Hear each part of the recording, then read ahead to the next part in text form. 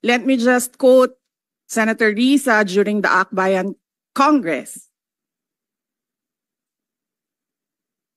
Alam ko po na ang daming kalat ni Duterte na hirap tayong linisin. Ang kadiliman noong panahon niya ay talaga namang nanuot sa ating lipunan para mansa na napakahirap tanggalin. At habang ang anak niya ay may kapangyarihan pa, hindi magiging madali ang ating laban. While VP Sara is in power, the threat of a full-blown Duterte comeback is still a very real and present danger.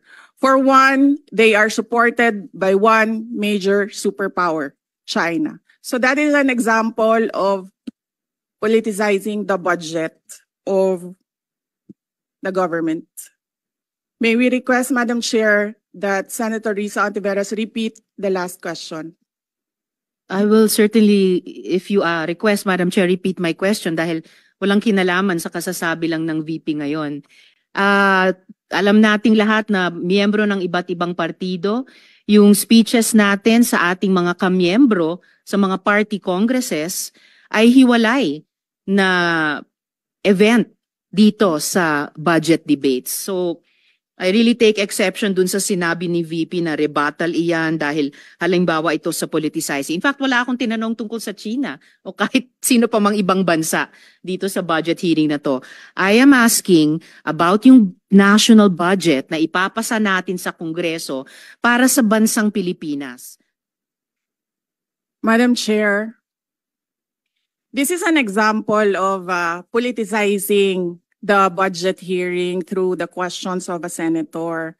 Ang problema niya kasi, nakalagay yung pangalan ko doon sa libro. At yung libro na yan, ibibigay namin doon sa mga bata. At yung mga bata na yan, may mga magulang na boboto. At yung pangalan ko ay nagkalat doon sa kung saan man ibibigay yung libro.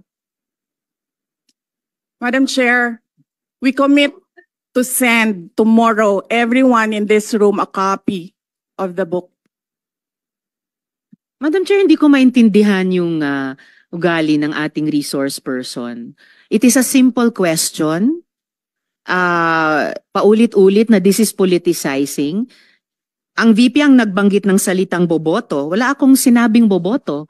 I'm simply asking, hindi ko ma-imagine we're making so much trouble, so much fuss about a 10 million peso item na itinatanong ko lang simpleng, what is the book about?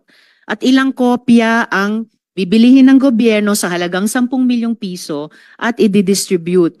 I don't appreciate this kind of attitude, Madam Chair. Usually, ang resource persons natin ay nagbibigay ng parehong institutional courtesy sa legislature na ibinibigay natin sa executive. I don't appreciate this kind of attitude. Tolentino, do you have Madam Chair? Yes, Madam Chair. Hindi ko rin maintindihan ang ugali ni Senator Risa Hontiveros. And I do not appreciate, ano yung sinabi niya? I do not appreciate this kind of behavior and attitude. Madam Chair, noong 2016, tumatakbo si Senator Risa Hontiveros na senator, nakailang talo na siya. So, Dalawa, Madam Chair. Okay, dalawa. Natatakot siya sa pangatlong talo niya, kaya pumunta siya sa Davao. Humingi siya ng tulong. Tinulungan siya ng isang kagawad ng Davao na ngayon hindi na siya sinusuportahan. Humingi siya ng tulong sa akin, thinking na hindi mananalo si President Rodrigo Duterte. Kinausap niya ako ng kinausap doon sa law office ko sa Davao City.